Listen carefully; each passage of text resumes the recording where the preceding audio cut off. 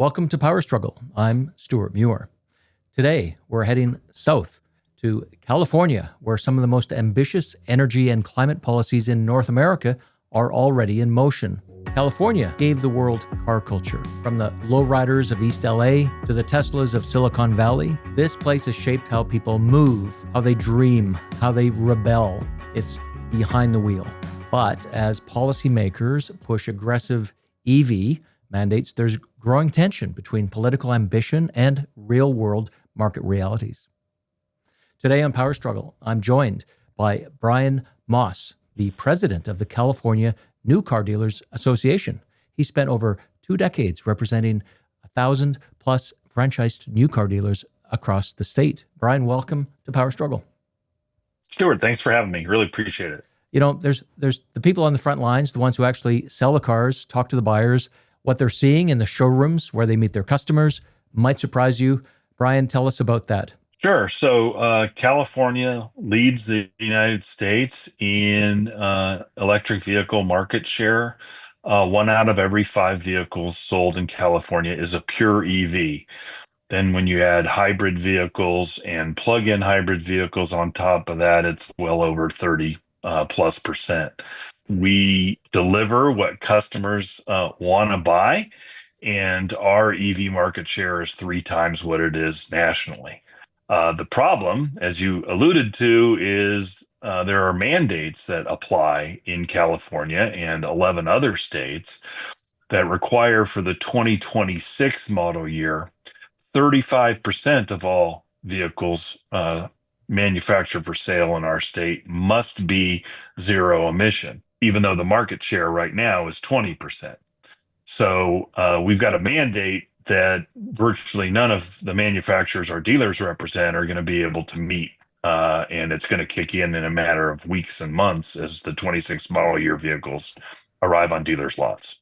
Now, just so I'm clear, is this EVs only that need to be 35% of all new cars sold in 2026, or are there other kinds of low or zero emission cars that are in this? So part of the mandate includes plug-in electric hybrids, but there's strict requirements on what portion of the vehicle's energy has to be electric. So you have to get 50 miles all electric in a plug-in for it to count toward the EV mandate. Unfortunately, most of the plug-in hybrids available today only have a range of between 20 and 40 miles, so they don't count. I drive a plug-in myself. It only gets 40 miles all electric. It wouldn't count for purposes of the EV mandate. So on paper, it looks like those plug-in hybrids are accepted, but in practice, they're not. At least is the way the mandate is presently constituted. Okay. Well, it sounds like there's some friction points that are building here between the reality of today and the aspirations that the California government has set out. How are consumers reacting to this? Because of the impact of the mandate, the fact that this 35% rule kicks in this year, we've been leading a public affairs campaign in California to try and educate stakeholders, legislators, regulators, the general public about the impact of the mandate and the potential impact it's going to have on state and local sales tax revenue, the availability of vehicles, what have you. In conjunction with that effort, we commissioned a statewide public opinion poll, and we asked, do you support a zero emission vehicle mandate to go 100% zero emission by 2035? And 64% of Californians said they opposed it. And the opposition was consistent throughout the state, well over 50% in every region of the state. And we're trying to communicate with policymakers that nobody's opposed to the eventual goal of electrification. California's obviously led that effort, but a mandate that nobody can comply with and one that California voters are opposed to deserves to be recalibrated. Calibrate is the name of our campaign. And we'd encourage folks to pause enforcement of the rule until we can figure out how to redraft it. Well, I'd like to dig in a little bit later into how this is going over, whether you think that the goal of recalibration in your campaign is going to be successful. But just want to dig into a few other things.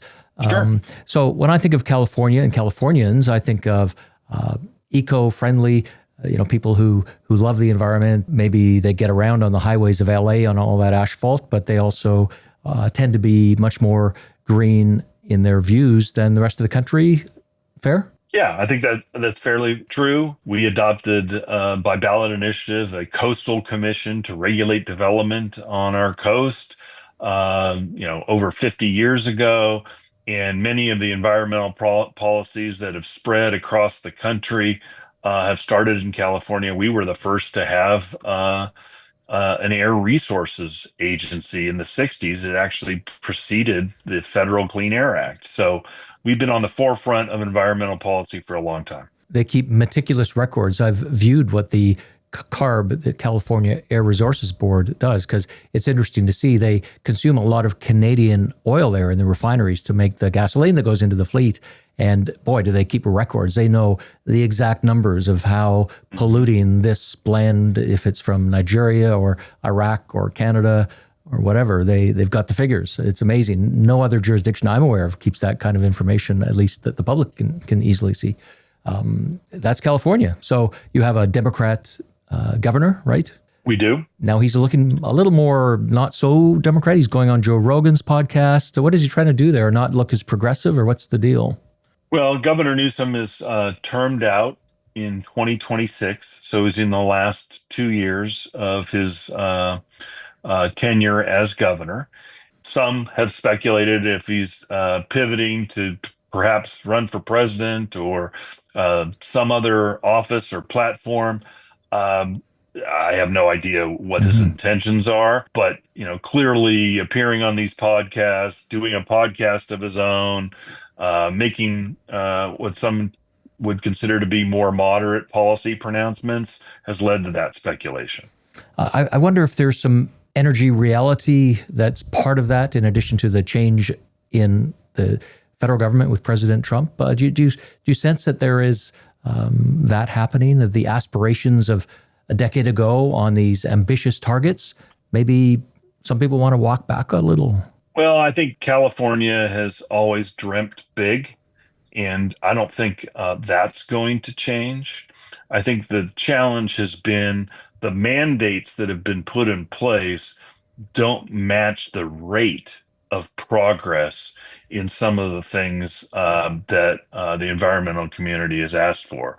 The 2035 100% ZEV mandate is one of those, but we've got clean energy requirements. We were going to shut down our last nuclear power plant in California, and then folks realized, oh, well, that's a quarter of the power provided in the state. What's going to replace it? So we've extended the useful life of that power plant. Similar kinds of inquiries are happening around oil refineries. They seem to be closing more frequently, and that puts pressure on our fuel infrastructure, because regardless of how ambitious you want to be about zero emission vehicles, internal combustion vehicles are here for a few more decades, and we need gasoline, refined gasoline, to go into the tanks of those cars. And if we don't have the refinery capacity, the price of gas is going to go through the roof. Now, consumers feel good about EVs, right? Yeah, generally speaking, they do. I think everybody understands that it's great technology, and I think a lot of Californians would like to have one. I mentioned the public opinion poll we did. The number one reason consumers cited for not making the transition to a zero emission vehicle is the lack of public charging infrastructure. We're woefully behind what would be required to move to a 100% environment. If you're enjoying Power Struggle, make sure to subscribe, like, and share this episode, because it helps us bring fact-based energy conversations to more people across Canada and beyond. Woefully behind what would be required to move to a 100% environment. And if you live in a multifamily dwelling, an apartment building or something like that, you can't charge at home. So you would have to rely on a public charger. Where do you go to get that charged? And just to give you some data points, The state's energy commission has said we need 1 million public chargers by 2030 and 2 million public chargers by 2035. We only have 178,000 now, and we're adding less than 50,000 public chargers a year. We're just not going to get there fast enough to meet the mandate that's on the books now. Little story. I was coming into Los Angeles with my family. We flew into LAX. It was kind of late at night, busy time of year. And there were a lot of people. Went to the budget to get the car. I had a car booked. And there was this huge lineup where the back of like 200 people lining up. I'm thinking, well, we have like a 3-hour drive ahead of us. We'll get there. The line's moving. But then an employee from budget was coming down the lineup, talking to people. I don't know why. And eventually got to me. And this kindly woman said, we have a nice offer for you if you would like. We have that electric Ford Mustang over there. You can take it right now and you can bypass this huge lineup. It's only 50% charged, but we're going to give you a discount and it was Christmas, I think, some sort of seasonal incentive. And I thought I'm driving with my family on the highways that I don't know that well through the night. I'm not sure what the charging situation will be. I have to take a pass, so we spent an extra half hour waiting. But not one person out of hundreds would take that offer. I was a little surprised. I thought someone would go for it. Maybe word has gotten around. It feels like the public that I was exposed to, maybe there were travelers, maybe there were locals coming home, I don't know, were kind of not feeling confident about the California charging infrastructure. Yeah, I think the anecdotal stories from drivers that are dealers here is somebody really wants to, they're environmentally conscious. They want to do their part to combat climate change. I'd like to drive an EV, and then they realize when they get it home, oh, where do I charge this car? Right. How fast can I charge it? How much does it cost? All those kinds of things. And so, as much as some people want to poo-poo it, range anxiety and the availability of public charging infrastructure is a top of mind issue. And again, we deserve a lot of credit. We're 20% EV market share. That's fantastic. But to get to the next level, we're going to have to make significant investments in the charging infrastructure to have tourists like you, Stewart, feel comfortable when you're coming into town and renting a car, and people who live in apartment buildings or other places without a garage charger, have them feel comfortable. Now, I understand that California and some other states are filing a lawsuit against the Trump administration on the lack of funding for building the EV infrastructure. Are they legit? The debate a little bit. My understanding, based on media accounts of the lawsuit, is during the last administration, when Biden was president, Congress passed EV charging infrastructure funding mechanisms. And California and these other states are suing because Trump is trying to stop the distribution of those already authorized funds. And they're arguing that Congress passed it, President signed it, the money needs to go out the door. And the Trump administration is saying, no, we don't want to spend that money. And that's the nature of the lawsuit. So they're fighting over already allocated funds. At this point, California and the other states want the money. And the Trump administration is saying, no, we don't want to send you the money. We have different priorities. Right.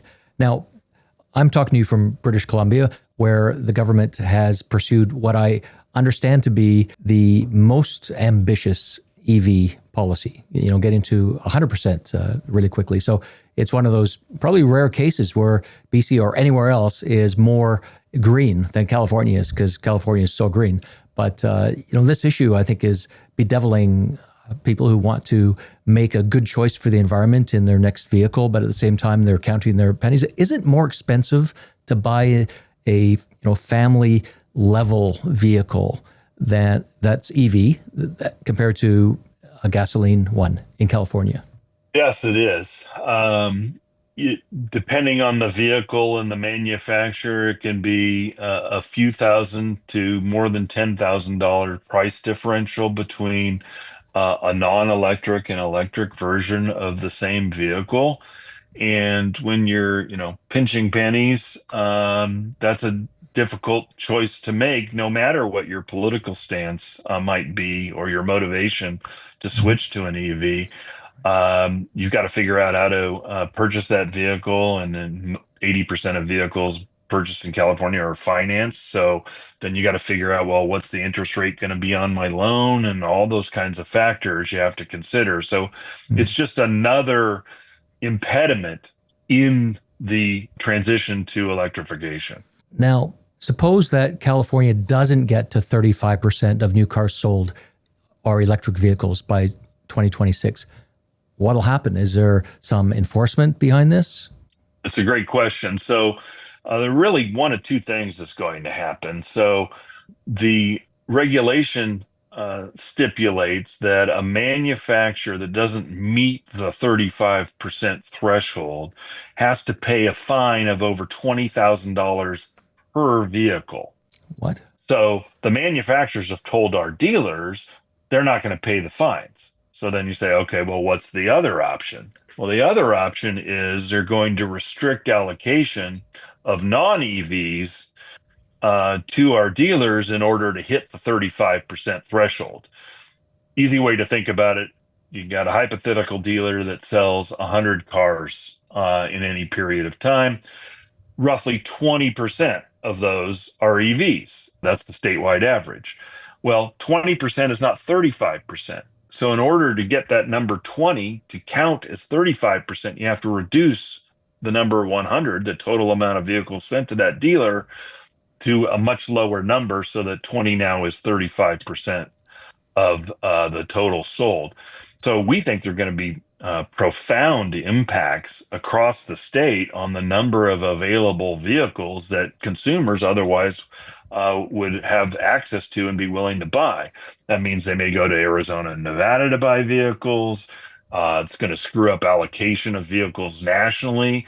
You won't be able to find an EV in Nevada, and you won't be able to find an internal combustion engine vehicle in California, all those kinds of things. And then it'll be a lower number of vehicles sold totally. So state and local sales tax revenue will be impacted. Then you start thinking, well, what about fleet operators, police, fire? They need vehicles too. Are they going to be able to get the vehicles that they need? So we're trying to communicate these impacts, and it's the mandate that's the problem, not the goal of electrification. And that's the message we're Mhm. trying to communicate. Right. So this applies to 2026 year model cars. When do those cars start arriving in the lots?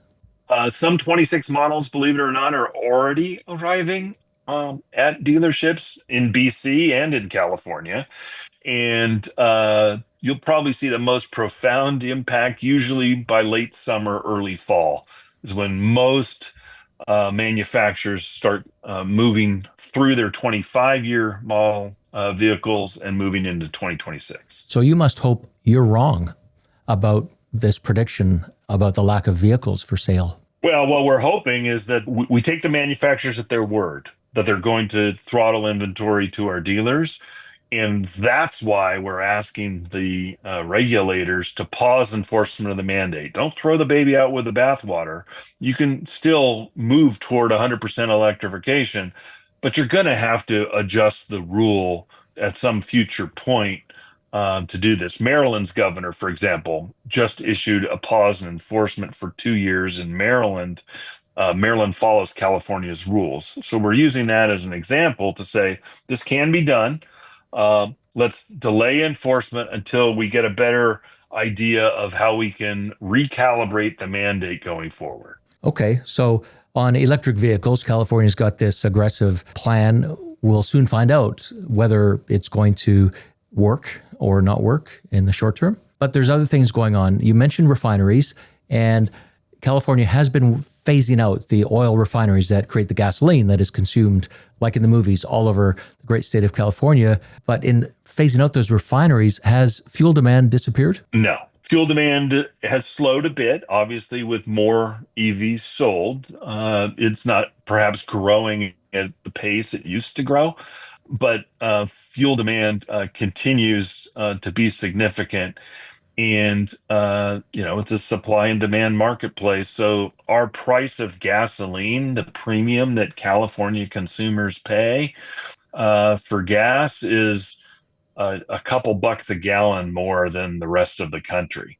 And that's significant impact on California consumers. That's pretty interesting. Wasn't there a refinery recently that was going to close down? A company that owned it said we're going to have to close. But then the authorities said, do you mind not closing?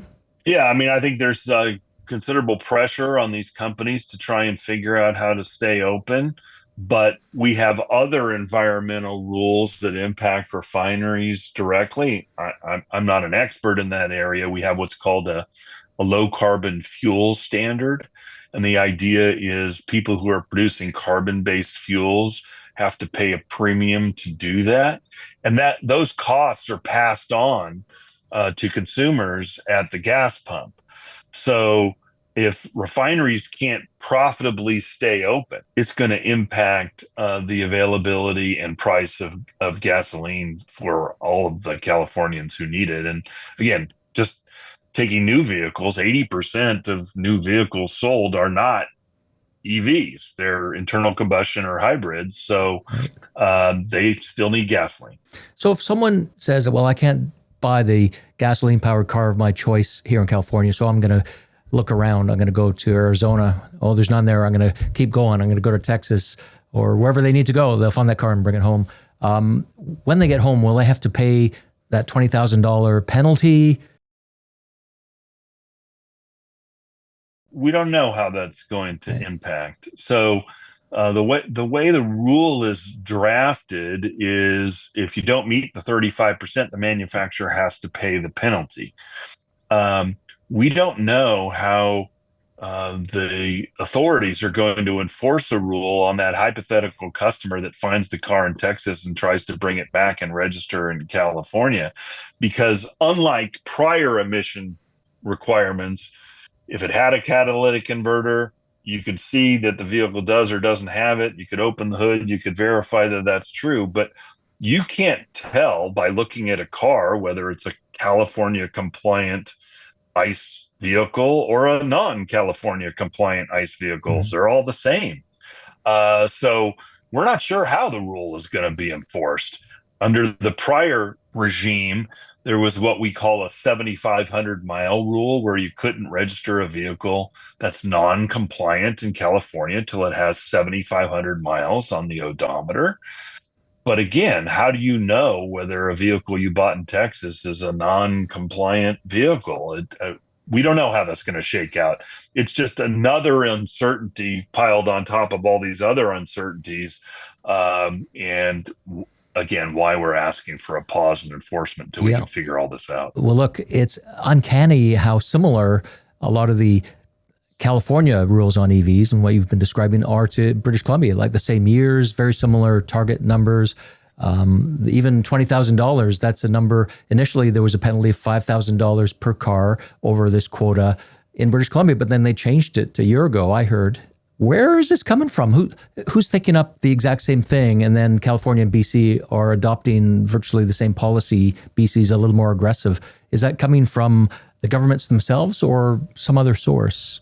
It's a good question. I think folks in the environmental community want to accelerate the transition to electrification. They're prevailing upon the leaders of governments to take that mantle and demonstrate to their citizenry and other jurisdictions that this can be done. So that's how you get a 100% zero emission vehicle mandate by 2035 in California. That's how BC gets its mandate. People want to be leaders and demonstrate that they're doing their part to move this transition forward. Unfortunately, when the mandate is too far out front of the market, you have the present situation we've been talking about the last few minutes, Stewart, is you've got a rule that's far ahead of where the reality is. And we're going to have some real difficulty this summer unless there's a pause.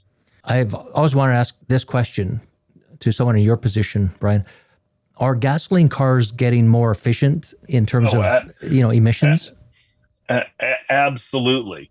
Um, the vehicles on the road today don't emit um, criteria pollutant, smog producing gases virtually at all. Um, what the fight is over is greenhouse gases, which is largely carbon dioxide. And if you have an internal combustion engine and you burn fuel, you're going to produce carbon dioxide. But the kind of pollutants that created, the smoggy environments in Los Angeles in the 70s, virtually no vehicle is producing those things anymore in the light duty market. So these are extremely clean vehicles. They're highly fuel efficient. You can buy hybrid sedans that are averaging over 50 miles a gallon, and you can buy them for $30,000. So you can get great fuel economy. You can get very clean vehicles with internal combustion engine technologies. But what you can't do, at least as of today, is have an ICE vehicle that doesn't burn CO2. And that ultimately is the reason why environmentalists and these regulators want to transition to electric vehicles, because, of course, they don't produce any carbon dioxide. Now, is the amount of CO2 released in these latest cars less than it used to be or the same? Sure. Especially on a per mile basis. The more fuel efficient the vehicle is, the less fuel it's going to burn.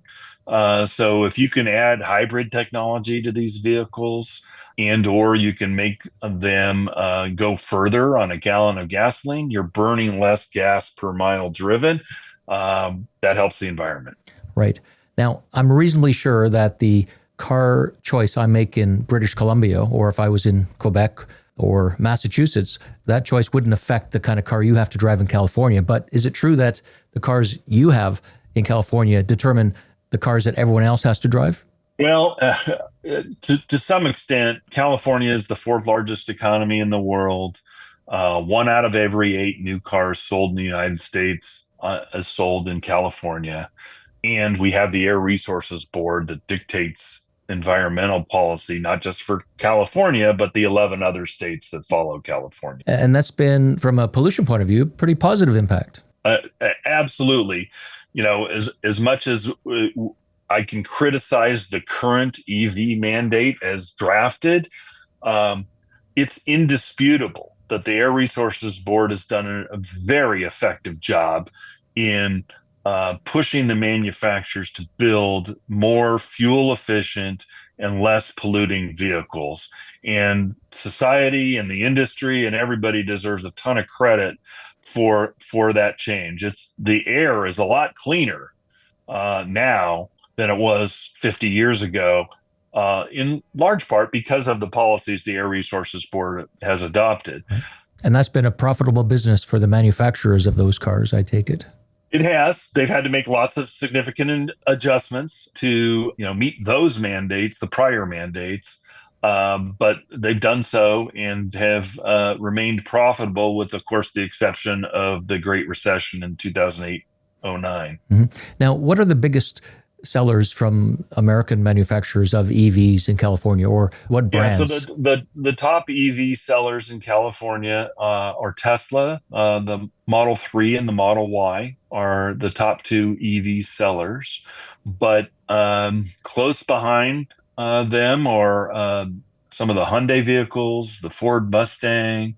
And of the top 25 EVs, four of them are Tesla, and the rest are distributed across all the other major manufacturers. So the EV marketplace looks considerably different than it did 5 or 10 years ago. Tesla dominated the market. They were the only real game in town, with the possible exception of the Nissan Leaf. Well, now virtually every manufacturer's got an EV or multiple EVs. And non-Tesla manufacturers have now exceeded Tesla's market share in EVs for the first time in California. Now, I told you about my experience at LAX, and you told me about the lack of chargers. Are these EVs flying off the lot? No, unfortunately, our sales have stagnated a bit over the last 8 quarters. We produce on our website a report every quarter that tracks vehicle registrations in our state, and we can see, what the trends are. And largely because Tesla sales have been dropping substantially, even though other EV sales have been increasing, it hasn't been enough to increase the EV market share very much. So we've kind of stagnated at about the 20-21% EV market share threshold over the last couple years.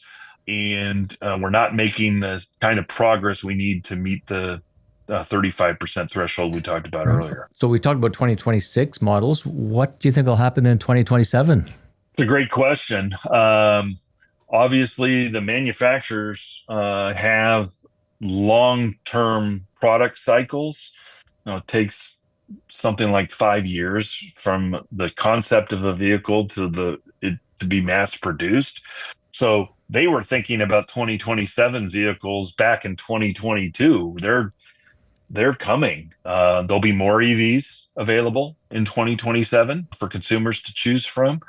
What happens with the policy environment, whether this ZEV mandate stays in place, the impact of tariffs, or other public policy changes is going to have a dramatic impact on the market. But the pipeline is already in process for the 27 vehicles. Now, against the backdrop of all this happening in California, and hey, similar in BC from what the car dealers in Canada have been saying, very strong similarities. There's something else happening. You can sort of hear this roar in the distance that is a tsunami of cheap but good electric vehicles made in China that could be available in every driveway in the country if they were allowed to be. And consumers would probably be very happy to have those low price cars. Yeah, it's a public policy challenge, and it's the intersection of whether you allow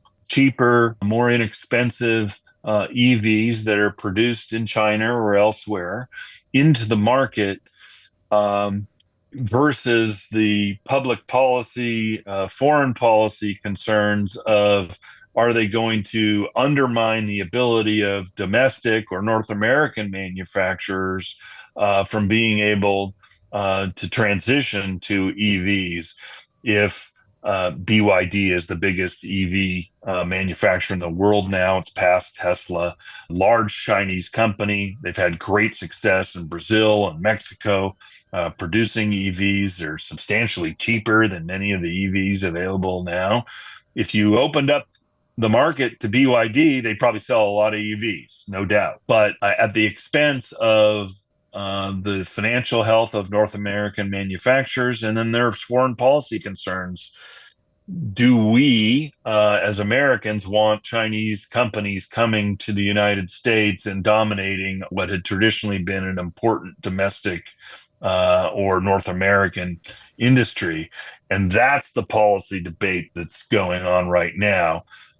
Interestingly, both the Biden administration and the Trump administration agreed not to let Chinese vehicles in to the United States. So far, they're not here. But I think that debate's going to continue to rage in the coming years. Now, I believe the Canadian government, as soon as President Biden did what you just said, followed suit. This whole issue of EVs, yes or no, or pace, it can be one of those issues that seems to be assumed to be a proxy for how you feel about the environment or other issues, social or economic issues, fairly or unfairly. How do you think Californians are feeling about this issue? Do they feel divided? Do they feel that they're going down the right road or not going down the right road? Is this simple issue of what kind of car you buy having a deeper influence on how people think and feel? Yeah, I mean, as you said at the top, Stewart, I mean, California invented car culture, and in certain markets of the state, especially Los Angeles, what you drive is a representation of who you are. And it's very important for those consumers to have the vehicle that they want to represent the kind of person that they are. You saw that manifested by, the the significant market share that Tesla had. Well, now that Mr. Musk has become politically controversial and has been participating in the Trump administration, you have a lot of Californians and frankly Tesla owners across the country who are conflicted by that. On the one hand, they love driving an EV, they want to support electrification and what have you, but they don't necessarily want to be associated with Mr. Musk or the Tesla brand any longer. So I think you're starting to see that conflict kind of play itself out in the minds of Californians, and those that would like to make a statement about, I'm supporting electrification of the vehicle fleet by the vehicle I own. If the vehicle they own is a Tesla, they're conflicted right now. Here in British Columbia, we often look to California as a model for a lot of things. Same climate goals, same clean energy talk. And both of us on the left coast of our countries, as we say in British Columbia, that is another thing in common. Brian, from your perspective, what should British Columbians be watching most carefully as we shape our energy path here, as we're following a little bit behind you? Yeah, I think for all of us who are interested in addressing climate change, we have to be willing to accept progress, and that progress may not happen as rapidly as some might wish. And we have to be willing to take credit for moving the ball forward and understand that things may not happen quite as quickly as some would like, especially when you're transitioning, in the case of electric vehicles, from technology that consumers have been using for over 100 years, internal combustion engine vehicles. You can't just snap your fingers and say, we're going to go from 100 years of ICE vehicles. We have 280 million ICE vehicles on the road in the United States. We're going to get rid of all those and we're going to go to EVs in a matter of a decade. It's just not going to be possible. So how do we design policies to accelerate that progress while recognizing that it is a transition and it's going to take time? Yeah. And you have all the green electricity you need to do that, right? Not quite. We're obviously making significant progress in that regard, but depending on the weather or the status of fires or what have you, we may have to import natural gas. Solar doesn't work at 3 a.m., so we need battery storage to get through those things. So we're making significant progress, but we've got a ways to go. Well, it's just as well you didn't shut down that last nuclear plant in the state you mentioned. Look, is there one policy move or structural decision that California has made that you think in BC we would be well advised to replicate? That's a good question. I think encouraging a diverse group of renewable energy options is a smart policy. And by and large, California's done a good job of encouraging, solar, wind, biofuels, nuclear, whatever it's going to be. A diverse mix is going to make the most sense long term. A one-size-fits-all energy solution, I think, could lead to bottlenecks or problems down the road. So the other thing I would say is, it's one thing to encourage these technologies. It's another thing to mandate these technologies. And as we talked about at length about electric vehicles, if you're requiring a certain number be hit by a certain date and the market isn't ready or prepared to get you there, you're going to have a policy roadblock that's going to create difficulty for BC residents, or in our case, Californians. Quick little game.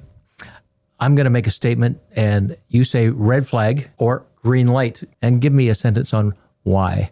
Number one, tiered EV mandate starting 2027. Red flag. And the reason is we're not prepared to meet the mandates that California has developed so far. New hydro mega project to power chargers. No, I guess I'd say green flag.